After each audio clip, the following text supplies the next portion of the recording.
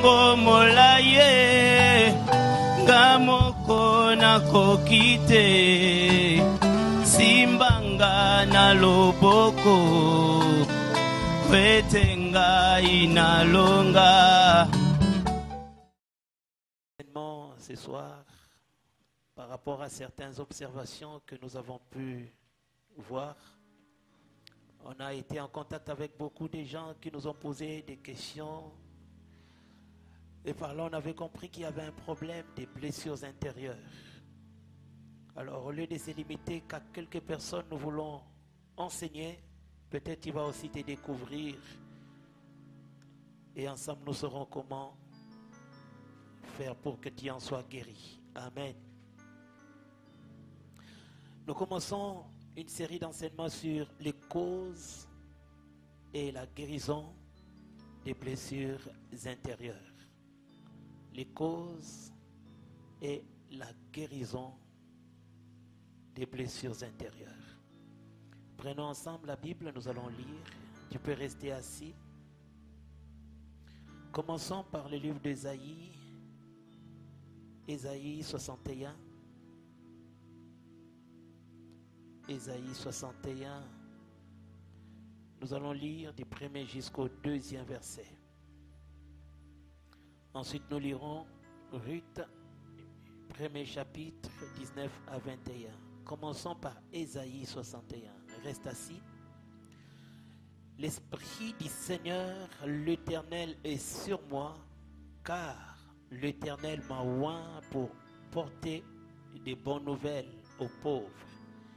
Il m'a envoyé pour guérir ceux qui ont le cœur brisé, pour proclamer aux captifs la liberté et aux prisonniers la délivrance, pour publier une année de grâce de l'Éternel et un jour de vengeance de notre Dieu, pour consoler tous les affligés. Allons-y dans le livre de Ruth, premier chapitre, 19 à 21. Elles firent ensemble le voyage jusqu'à leur arrivée à Bethléem. Et lorsqu'elles entrèrent dans Bethléem, toute la ville fut émue à cause d'elles. Et les femmes disaient, « Est-ce là, Naomi ?» Elle leur dit, « Ne m'appelez pas Naomi, appelez-moi Mara, car le Tout-Puissant m'a rempli d'amertume. J'étais dans l'abondance à mon départ, et l'Éternel me ramène le main vide. Pourquoi m'appelleriez-vous Naomi, après que l'Éternel s'est prononcé contre moi et que le Tout-Puissant m'a affligé? » Acclamons la parole du Seigneur. Les causes et la guérison des blessures intérieures. Bien-aimé, il est possible que tu aies ces problèmes de blessures intérieures sans s'en rendre compte. Beaucoup de gens ont ces problèmes de blessures intérieures. Ils ont les cœurs brisés, totalement brisés, mais ils ne s'en rendent pas compte que leur problème, ce n'est pas d'abord l'argent, leur problème, ce n'est pas d'abord le mariage, leur problème, ce n'est pas d'abord le travail, mais leur problème, c'est d'abord une thérapie spirituelle, un traitement spirituel afin que les autres bénédictions de Dieu viennent trouver quelqu'un de totalement déjà fortifié. Celui qui traverse les blessures intérieures, au fait, c'est quelqu'un qui est brisé.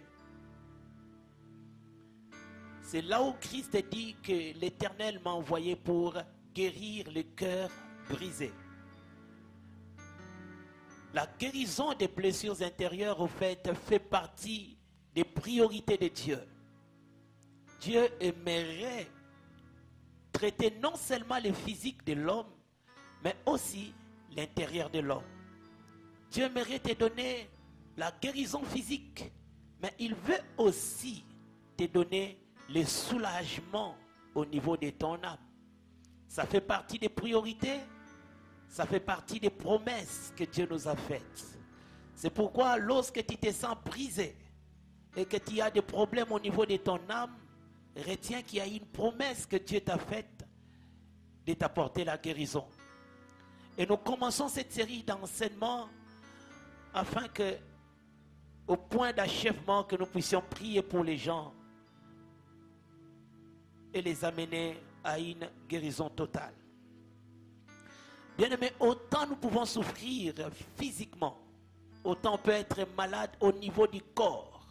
Retenons qu'on peut aussi être malade au niveau de son âme. Autant le corps peut souffrir parce qu'il y a une maladie, autant aussi l'âme peut souffrir parce qu'il y a une maladie. La maladie du corps, elle est visible. Quand il y a la fièvre, tu es conscient que tu as la fièvre. Quand il y a les maux de tête, tu sais que tu as des maux de tête. Quand il y a l'estomac, quand il y a la diarrhée, les problèmes physiques, nous les ressentons physiquement. Mais seulement, nous avons un problème au niveau des maladies de l'âme. Les maladies de l'âme ne se manifestent pas forcément physiquement. Ce sont des maladies cachées. Ce sont des maladies de l'âme qu'on essaie de sentir physiquement. Mais les conséquences de cette maladie, les manifestations de cette maladie se manifestent souvent dans nos comportements, dans notre style de vie. Une maladie cachée, une maladie invisible, une maladie au niveau de l'âme. Mais les symptômes, on peut les vivre dans ce que tu dis. On peut le voir dans ce que tu fais. Dans ton comportement. Des choses que tu accomplis peuvent révéler si réellement tu es malade au niveau de l'âme ou bien tu es en bonne santé. Les blessures intérieures ont la capacité de changer les gens.